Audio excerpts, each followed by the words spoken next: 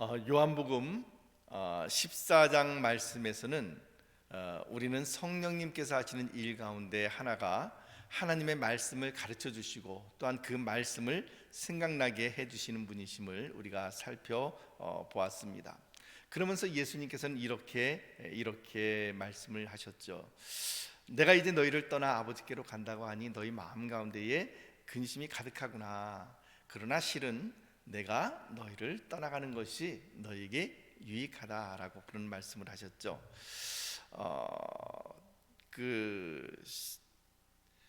오늘 본문 말씀에도 보면 16장 7절 말씀 가운데서도 이렇게 기록을 합니다. 16장 7절 말씀 같이 한번 읽어봅시다. 시작. 그러나 내가 너희에게 실상을 말하노니 내가 떠나가는 것이 너희에게 유익이라. 내가 떠나가지 아니하면 보혜사가 너희에게로 오시지 아니할 것이요 가면 내가 그를 너희에게로 보내리니. 이렇게 기록을 하고 있습니다. 본문에서는 굉장히 많이 쓰이진 않지만 흥미로운 단어가 하나 나타납니다. 어떤 단어인지 아시겠습니까? 보혜사라고 하는 단어입니다.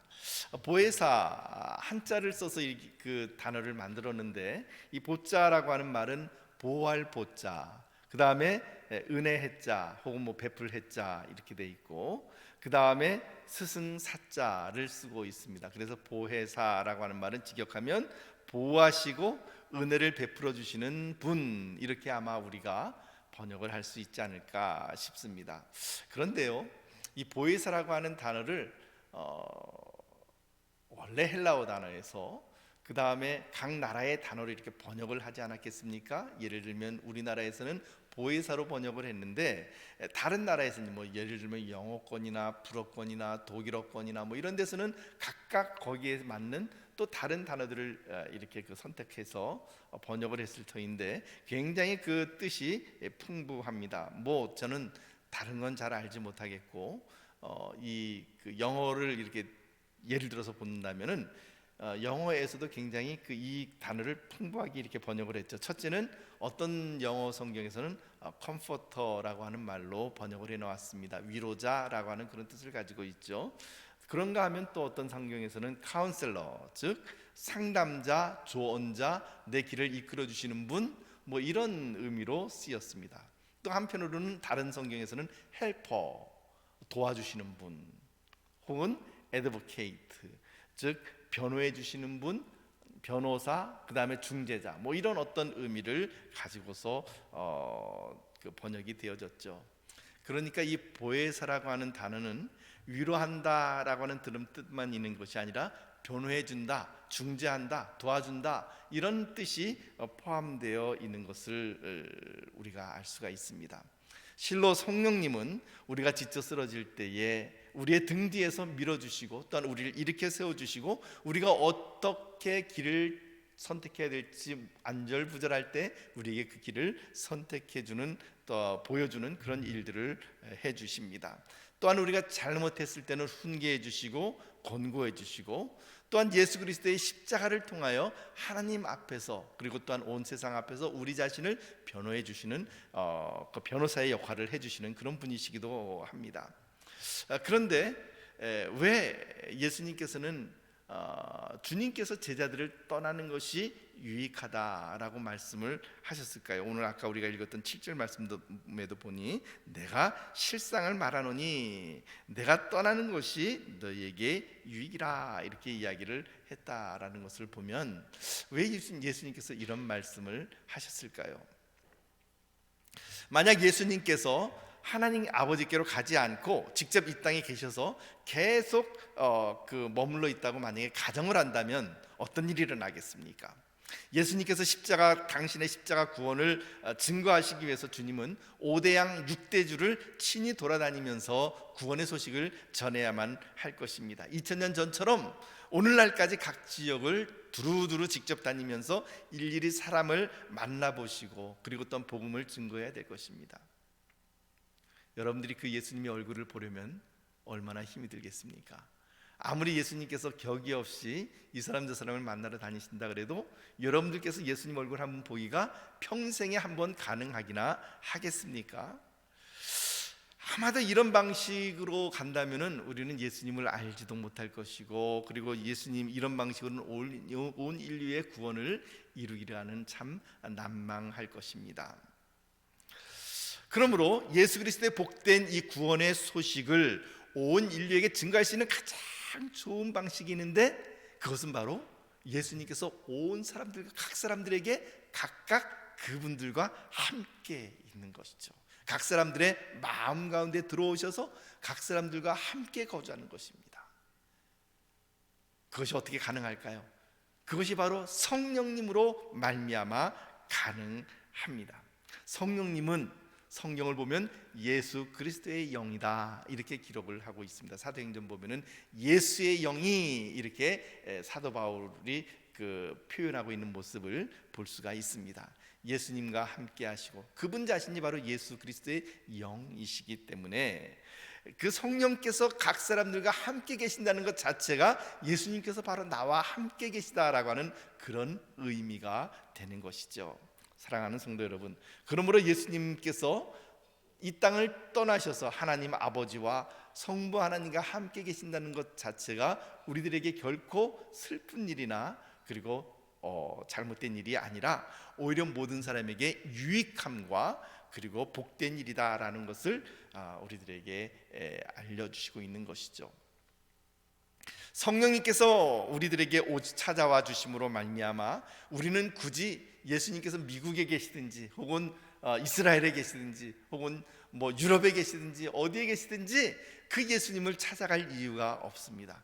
찾아갈 필요가 없습니다. 우리가 어디에 있든지 바로 그 자리에서 눈을 감고 예수님 그렇게 부르면 바로 예수님께서 바로 내 안에서 내가 여기 있다 아들아 내 딸아 내가 여기 있다라고 말씀을 하는 것이죠. 어디에 있든지 언제든지 그것이 밤 12시든지 새벽이든지 낮이든지 아침이든지 간에 우리가 주님을 부르는 그 순간 주님께서는 예수님의 성령님은 예수님의 영이시기 때문에 우리들의 부름에 즉각적으로 응답하시고 그리고 우리들에게 말씀해 주시는 것이죠. 그 성령님께서 우리와 함께 계시며 이 땅에 오셔서 하는 일이 어떤 일들을 하시고 계시는 것일까요?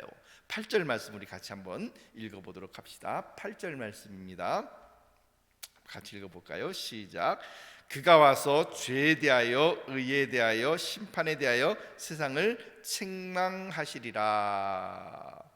그런데 여러분, 성령님께서 이 땅에 오셔가지고 하시는 일이 책망하시는 일인가요? 이거 보면은 죄에 대하여 의에 대하여 심판에 대하여 책망하신다.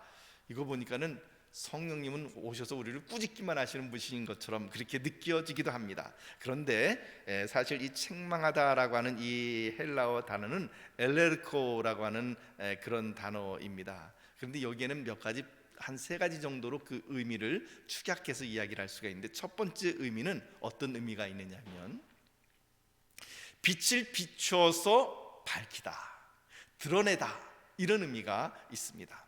두 번째 의미는 그 마음에 확신을 갖게 하다, 확신시키다, 그런 의미를 가지고 있고, 세 번째 의미가 꾸짖어서 바로잡다, 그런 의미가 있습니다.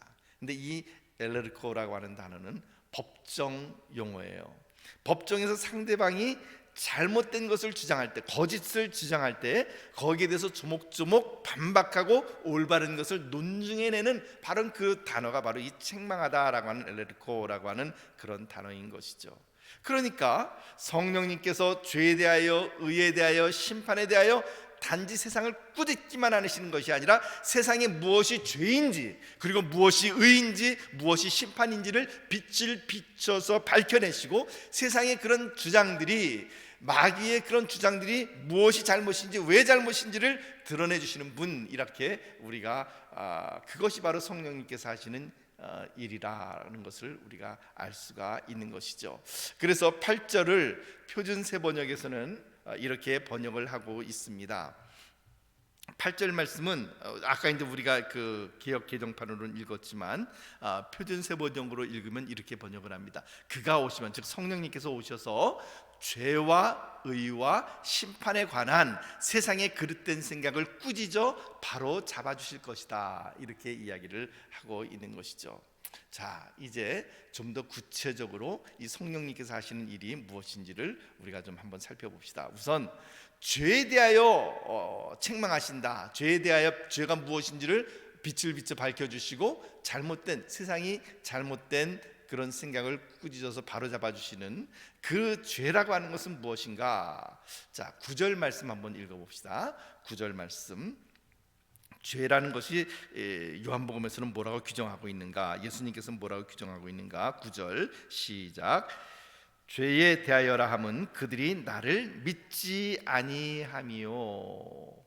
죄를 뭐라고 정의하냐면 나를 믿지 않는 것이 죄다라고 그렇게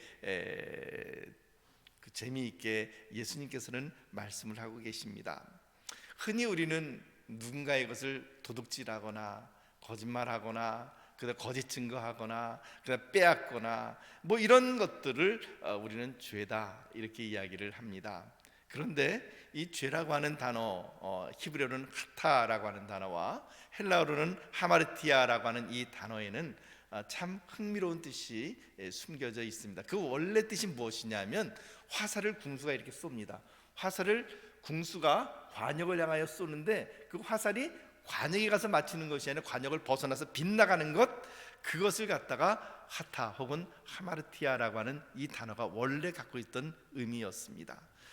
그러니까 활이 관역을 맞추지 않고 엉뚱한 데로 날아가서 사라져 버렸습니다. 그 상태를 죄라고 그렇게 이야기한다는 것이죠.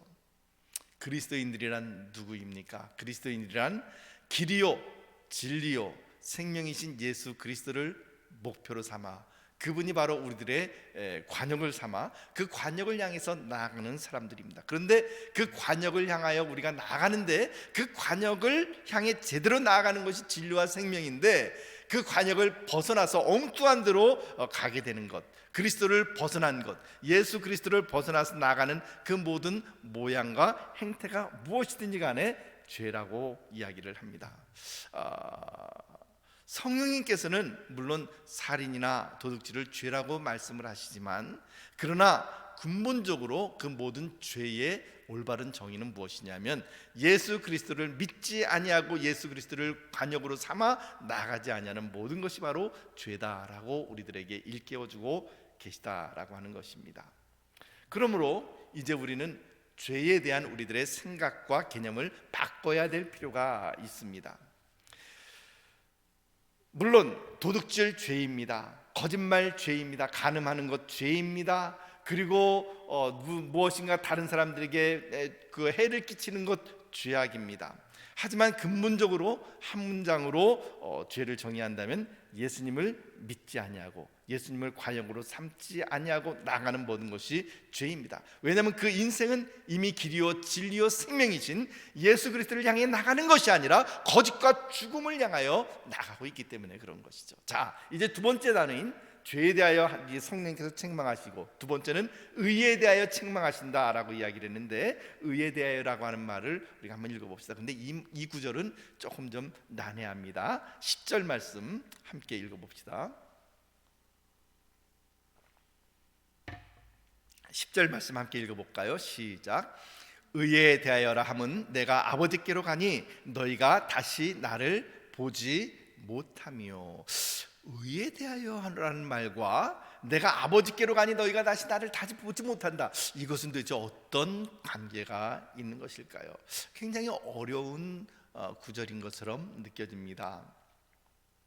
예수님께서 하늘 아버지께로 가는 것, 그리고 제자들이 다시 예수님을 보지 못하게 되는 것, 그것이 왜 의라고 하는 말과 연결되고 있는 것일까요? 사랑하는 성도 여러분, 의라고 하는 것은 오직 예수 그리스도의 십자가 밖에는 없습니다. 이 땅에서 의는 예수 그리스도 그분이시고 그분이 당신의 피를 흘려서 우리들에게 공로로 제시해 주신 오직 십자가 외에는 의가 없습니다. 그래서 십자가는 우리가 붙들 수 있는 유일한 의입니다. 예수님께서는 이 땅에서 십자가를 지셨고 그리고 당신의 생명과 피를 부어서 죄인들을 구속하여 주셨습니다. 내가 죽어야 될 것을 예수님께서 대신 죽어 주셨습니다. 십자가를 지신 후에는 하나님 아버지께로 부활 승천하셔서 가실 것입니다. 그러니까 이 말씀은 바로 십자가를 전제로 말씀하시는 것이죠. 예수님께서는 당신 자신이 이 땅에 오신 이유를 이렇게 밝혀주십니다. 마태복음 5장 17절 말씀 보면 이렇게 기록을 하죠. 마태복음 5장 17절, 내가 율법이나 선지자를 폐하러 온 줄로 생각하지 말라. 폐하러 온 것이 아니요 완전하게 하려 함이라. 혹자는 우리가 잘못 생각하면 예수님께서는 율법을 폐하시고 그 다음에 우리들에게 은혜로서 우리들을 구원해 주시기 위해 이 땅에 오셨다. 물론 어떻게 보면 그 은혜로 우리를 구원하신다는 것은 맞지만, 그러나 율법을 폐하려고 오신 것이 아니라고 예수님께서는 친히 당신의 입으로 말씀해 주셨습니다. 구약의 율법, 구약의 선지자, 구약의 모든 말씀을 폐하러 온 것이 아니라, 폐지시키는, 클로즈시키는 것이 아니라 완전하게 하려 함이라. 이 말의 의미는 무슨 말씀이실까요? 예수님께서는 율법의 1.1획이라 할지라도 그것을 완벽하게 그 모든 요구를, 율법의 요구를 다 이루셨습니다. 그리고는 아무런 죄가 없으신 그분이 십자가에서 피를 흘려주심으로 말미암아 그 당신이 가지고 있었던 그 율법의 그 의를 누구에게로 주셨냐면 바로 여러분에게 주셨어요. 바로 나에게 주셨어요. 우리에게 주셨습니다. 그래서 예수님의 그 십자가는 그분의 의일 뿐만 아니라 바로 우리들의 의가 되는 것이죠. 그래서 예수님께서는 하늘의 의이십니다.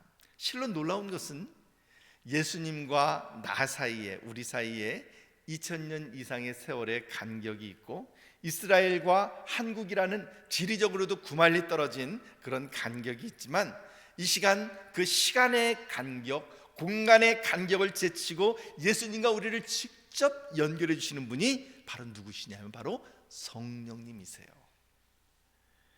그 성령님의 도우심으로만 우리는 예수 그리스도를 믿을 수가 있고, 그분의 말씀을 믿을 수가 있고, 십자가를 믿을 수 있고, 그분을 통해 드러난 하나님의 의를 믿음으로 우리가 받을 수가 있는 것입니다. 그래서 고린도전서 12장 3절 말씀은 이렇게 기록을 합니다. 자, 그렇게 이루신 예수 그리스도의 그 십자가의 의를 어떻게 우리에게 연결시켜 주신, 그러니까 연결이 돼야 되는데 그 연결고리가 바로 성령님이십니다. 한번 읽어볼까요? 고린도전서 12장 3절 말씀, 그러므로 내가 너희에게 알리노니 하나님의 영으로 말하는 자는 누구든지 예수를 저주할 자라 하지 아니하고. 자, 다시 한번요. 하나님의 영, 즉 성령님으로 말하는 자는 누구든지 예수를 저주할 자라 하지 아니하고, 또 성령으로 아니하고는 누구든지 예수를 주시라 할 수 없느니라. 무슨 말입니까? 성령님으로 말미암지 않고는 우리가 믿음으로 예수 그리스도를 주라고 고백할 수가 없다는 것입니다. 예수를 주라고 고백할 수 없으면 아무리 예수님께서 십자가에서 피를 흘려 돌아가셨다 할지라도, 그것을 나에게 주고 싶다 할지라도 내가 거부를 하기 때문에 그것을 받을 수가 없는 것이죠. 그런데 그 성령님께서 그 십자가의 의를, 예수 그리스도를 주라고 고백하게 하심으로 그 십자가의 의를 나의 의로 받아들이시게 한다라는 것입니다. 그러니까 무엇이 의인가를 성령님께서 우리들에게 알려주시고, 예수 그리스도께서 우리를 떠나셔서 하늘 아버지께로 돌아가심으로 말미암아 또 다른 보혜사, 즉 성령께서 이 땅에 오셔서 예수 그리스도의 그 십자가의 사건, 십자가의 의를 나의 의로 전가시켜 주시는 그 일을 가능케 하시는 분이 바로 성령 하나님이시다라고 하는 것을 우리들에게 보여주는 거죠. 자, 이제 세 번째 성령님께서 하시는 일, 심판에 대하여 세상을 책망하신다라고 얘기를 했는데, 심판에 대하여 성령님께서 어떻게 밝혀주고 계시는 것일까요? 11절 말씀 우리 같이 한번 읽어봅시다. 11절 말씀 시작. 심판에 대하여라 함은 이 세상 임금이 심판을 받았음이라. 이 구절을 좀 더 쉽게 풀이해 놓은 공동번역 성경을 보면 이렇게 기록을 합니다. 이 세상의 권력자가 이미 심판을 받았다는 사실로서 정말 심판을 받을 자가 누구인가를 보여주실 것이다, 이렇게 기록을 했습니다. 그런데 재미있는 것은요, 이 세상에 권력자가 하나겠습니까? 여럿이겠습니까? 뭐 우리나라만 하더라도 대통령이 있고, 또 미국에도 대통령이 있고, 영국에 수상이 있고, 뭐 이런 사람들이 있는데, 그러면 이 세상의 권력자들이 이렇게 기록을 해야 될 때인데, 흥미로운 것은 이 성경 말씀에서, 요한복음에서는 이 세상의 권력자가 단수로 쓰였다는 것이죠. 한글에서만 단수로 번역한 것이 아니라 헬라어도 단수입니다. 그러면 여기에서 이 세상의 권력자라는 것이 어떤 세상의 권력을 잡고 있는 어떤 정적인 지도자들이나 왕들이 아니라는 사실을 우리가 알 수가 있죠. 이것은 누구를 의미하는 것일까요? 이 세상의 권력자란 어둠의 통치자, 하나님께 반역하고 스스로를 높여서 하나님과 동등한 자리에 오르려고 했던 바로 그 사탄을 의미하는 것이죠. 어떻게 해서든지 예수 믿는 자들을 넘어뜨리려고 하는 마귀, 그것이 바로 이 세상의 권력자, 이 세상 임금이라고 표현해 놓고 있는 것이죠. 그렇다면 이미 예수 그리스도께서 십자가를 지심으로 사탄과 마귀가 심판을 받았다고 한다면, 심판을 받을 자들은 또 어떤 자들이겠습니까? 바로 하나님이 어디 있느냐며 하늘을 향해 주먹질하던 바로 그런 사람들입니다. 하나님을 하나님으로 믿는 자가 아니라 스스로가 자기 자신이 하나님이 되어서 자기를 하나님의 자리에 올려놓았던 자들, 한마디로 예수님을 믿지 않았던 자들, 그들이야말로 이 세상 임금 사탄의 뒤를 따라가서 이미 심판을 받은 자들이요, 훗날 하나님 앞에서 심판을 받을 자들이심을 우리들에게 보여주고 있습니다. 사랑하는 성도 여러분, 그러므로 이제 성령님께서 하시는 일은 무엇입니까? 죄에 대해 무엇이 죄인가, 무엇이 의인가, 또 어떻게 그 의를 우리가 받을 수 있을 것인가, 또 이 세상에서 정말 심판을 받아야 될 자가 누구인가, 이런 것들을 밝히시고 책망하시고 그들의 잘못, 세상의 논리에 잘못된 것을 조목조목 반박하고 드러내시고 책망하시는 그분이 바로 성령님이시다라는 것을 우리들에게 보여줍니다. 성령님께서 하시는 또 다른 일이 13절 말씀 가운데 나타납니다. 13절 말씀 우리 같이 한번 읽어봅시다. 13절 말씀 시작. 그러나 진리의 성령이 오시면 그가 너희를 모든 진리 가운데로 인도하시리니 그가 스스로 말하지 않고 오직 들은 것을 말하며 장래 일을 너희에게 알리시리라. 성령님은 스스로 말하는 분이 아니에요. 그러니까 자기 자신이 내키는 대로 말하시는 분이 아니라고 우리들에게 이야기를 합니다. 아무 때나 분노의 말을 터뜨리고 아무 때나 함부로 말하는 것, 모함이나 험담을 일삼는 것, 그런 것이 바로 함부로 말하는 것일 터인데, 그런 일들을 성령님께서는 절대로 하지 아니하십니다. 성령님께서는 오직 듣는 것만을 말씀하셨다라고 기록을 하고 있죠. 그분이 듣는 것이란 무엇을 듣는다는 것일까요? 바로 하나님의 진리의 말씀입니다. 그래서 성령님은 진리의 영이십니다. 진리의 성령이 오시면 그가 너희를 모든 진리 가운데로 인도하시리니, 성령께서 우리를 진리 가운데로 인도하십니다. 진리란 누구입니까? 내가 곧 길이요 진리요 생명이니 우리 주 예수 그리스도이십니다. 그래서 성령님은 우리들을 예수 그리스도에게로 인도할 뿐만 아니라 또한 성령님께서는 장래 일을 우리에게 알려주시기도 합니다. 사도행전 2장에 보면은 구약성경 요엘서 2장 28절에서 29절 말씀을 인용하고 있죠. 요엘서 2장 28절에서 29절 말씀 한번 같이 읽어봅시다. 시작.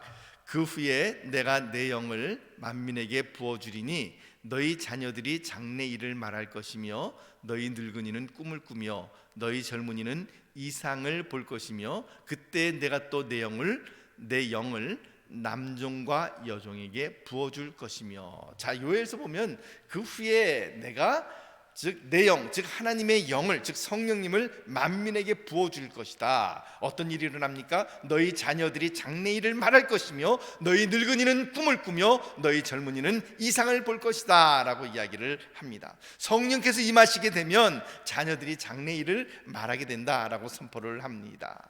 젊은이들인 것은 그들이 과거나 현재에 얽매여 사는 사람들이 아니라 미래와 장래를 말하기 때문입니다. 요즘은 청년 실업이 너무나도 심각한 사회 문제가 되었습니다. 그래서 청년들이 미래에 대하여 말하기보다는 그리고 이상과 정리에 대하여 말하기보다는 현재에 집착하게 되는 경우를 참 많이 봅니다. 마음이 아픈 일이죠. 그러나 성령께서 임하시게 되면 어떤 일들이 일어나게 될까요? 과거의 상처는 진주가 됩니다. 과거의 상처 때문에 오히려 더 다른 사람들을 사랑할 수 있게 됩니다. 현재의 고난은 나의 장애물이 되는 것이 아니라 미래를 향한 나의 디딤돌이 되어지는 것이죠. 성령이 임하시게 되면 연세를 드신 노인이라 할지라도, 오늘 성경 말씀 너희 늙은이는 꿈을 꾸며 라고 이야기를 합니다. 늙은이는 꿈을 꾸며, 노인들은 꿈을 꿉니다. 노인들의 특징이 무엇일까요? 노인들의 특징은 나이가 들면 들수록 더 이상 꿈을 꾸게 되지 않는다라고 하는 것이고, 현실에 안주해 버린다는 것이고, 그냥 이렇게 살다가 죽으면 된다, 이런 생각들을 많이들 갖고 계십니다. 그런데요, 성경 말씀은 그런 연세 드신 어르신들이라 할지라도, 늙은이들이라 할지라도, 노인분들이라 할지라도 그들이 꿈을 꾸게 된다라고 이야기를 합니다. 여호수아 14장 말씀에는 참 제가 좋아하는 말씀이죠. 나이 85세의 갈렙이 너무나도 멋진 고백을 하고 있는 것을 봅니다. 아무도 정복하러 가지 않는 땅, 거인 족속이 살고 있고 성벽이 견고한 성읍 헤브론, 모두가 두려워하고 정복하기를 포기한 그 땅에 대하여 이렇게 선포를 합니다. 여호수아서 14장 10절에서 12절 말씀, 여호수아서 14장 10절에서 12절 말씀을 같이 한번 읽어봅시다. 제가 읽어드리겠습니다. 이제 보소서, 여호와께서 이 말씀을 모세에게 이르신 때로부터 이스라엘이 광야에서 방황한 이 45년 동안을 여호와께서 말씀하신 대로 나를 생존하게 하셨나이다. 즉 이런 말이죠. 그때 이제 그 여호수아와 갈렙이 가나안 땅을 정탐하러 갈 때 나이가 40세였는데, 그때를 정탐하고 난 다음에 다시 돌아와서 45년 동안, 그러니까 45년 동안을 광야에서 더 이제 방황하게 했지만, 그러나 이제 그때까지 나를 생존하게 하셨나이다. 오늘 내가 85세로 돼 모세가 나를 보내던 날과 같이 오늘도 내가 여전히 강건하니 내 힘이 그때나 지금이나 같아서 싸움에나 출입에 감당할 수 있으니 그날에 여호와께서 말씀하신 이 산지를 지금 내게 주소서. 당신도 그날에 들으셨거니와 그곳에는 아낙 사람이 있고, 아낙 사람은 거인 족속을 이야기하는 것이죠. 그 성읍들은 크고 견고할지라도 여호와께서 나와 함께 하시면 내가 여호와께서 말씀하신 대로 그들을 쫓아내리이다 하니. 자, 이 갈렙이 나이가 85세, 결코 작지 않은 그런 나이이죠. 결코 작지 않은 그 85세라고 하는 그 나이에 뭐라고 이야기를 하냐면, 지금도 꿈을 꾸고 있습니다.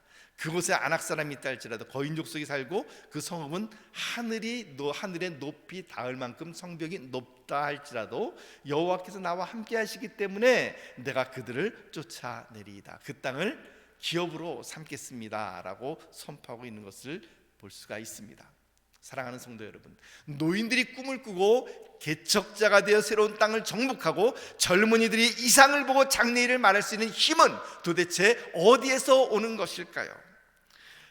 어린아이들이 환상을 보고 젊은이들이 꿈을 꾸고 그리고 노인들이 미래를 말할 수 있는 이러한 힘은 어디에서 오는가? 바로 성령님으로 말미암아 오는 것임을 분명히 성경은 우리들에게 이야기를 합니다. 그러므로 이제 우리가 이 땅에서, 이 험악한 세상에서, 그리고 미래가 사라져버리는 것 같은 이런 상황, 이 사회 가운데에서도 우리가 희망을 노래하고 우리가 미래를 노래할 수 있는 그 힘은 어디에서부터 오겠습니까? 바로 성령님으로 말미암아 오는 것입니다. 중요한 것은 이렇게 미래를 이야기하고 꿈을 이야기하고 장래를 이야기할 수 있는 이런 일들을 하는 데 있어서 중요한 것은 성령님께서 내 안에 충만하게 내주하셔야만 가능하다라고 하는 것입니다. 그래서 에베소서 5장 18절 말씀은 이렇게 선포하죠. 술 취하지 말라, 이는 방탕한 것이니 오직 성령으로 충만을 받으라, 이렇게 기록을 합니다. 사랑하는 성도 여러분, 내 안에 성령께서 충만하게 하시려면 어떻게 해야 되겠습니까? 제일 중요한 게 있죠. 그것은 바로 내 자신을 비워내는 것입니다. 내 안에 내가 가득 차 있으면, 물병 안에 물이 가득 차 있으면 더 이상 안에 들어갈 수 있는 공기가 들어갈 공간이 없습니다. 내 안에 내가 가득 차 있거나 혹은 세상이 가득 차 있으면 성령님께서 내 안에 들어와 충만하게 거주하실 수가 없습니다. 성령님과 함께하지 않는 사람이 어떻게 미래를 이야기하고 장래를 이야기하고 평안을 이야기할 수 있겠습니까? 세상으로 가득 찬 사람의 마음에는 오직 욕망과 쾌락을 향하여, 그리고 자기 자신의 성공을 향하여, 자기 자신의 이익을 향하여 살아갈 터이니 어떻게 참된 주님의 사람이 될 수 있겠습니까? 사랑하는 성도 여러분, 그러므로 성령님께서 내 안에 충만하게 내주하시게 하시려면 우리가 해야 될 일이 두 가지가 있습니다. 하나님의 말씀을 읽는 것, 그리고 그 또한 하나님의 말씀을 가지고 기도하는 것, 그 두 가지이죠. 현장에서 예배를 드리지 못한 지 벌써 한 달이 되었습니다. 이런 상황에서 예배에 집중한다라고 하는 것이 얼마나 어려운 일인지 여러분들이 너무나도 잘 알고 계시리라 생각을 합니다. 그런데 이럴 때일수록, 아까 광고에서도 제가 말씀드렸지만, 이럴 때일수록 여러분들께서 육적인 건강만 챙기는 것이 아니라 영적인 건강에 더욱더 신경을 쓰셔야만 합니다. 사랑하는 성도 여러분, 우선 제 자신부터 회개합니다. 우선 제 자신부터 참 게으르게 살아가고 있구나라고 하는 생각을 아주 강하게 합니다. 그래서 이번 주부터는 저도 좀 각오를 좀 새롭게 하려고 합니다. 우선 하나님의 말씀을 우리 같이 한번 읽어봅시다. 하나님의 말씀을 하루에 최소한 석 장 이상, 더 아니면 좀 더 많이 좀 시간을 좀 투자하셔서 많이 읽어주시기를 바랍니다. 그리고 꼭 정해진 시간에 나와서 기도하시든지 아니면 집에서 기도하시든지 어디에 있든지 간에 기도 생활을 하는 것을, 여러분들의 골방을 만드는 것을 게으르지 않게 해 나가 주시기를 부탁드립니다.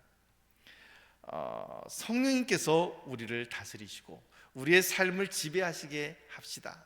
사랑하는 성도 여러분, 온 세상이 코로나 바이러스로 말미암아 불안과 공포에 떨고 있지만 성령 하나님께서 여러분들 안에 충만하게 내주하시기를 축복합니다. 그래서 성령님께서 여러분들에게 주시는 하나님의 평강을 누리실 수 있게 되기를, 하나님의 사랑이 저와 여러분들 가운데 충만하게 내주하기를 우리 주 예수 그리스도의 이름으로 축복합니다. 우리 함께 기도하겠습니다.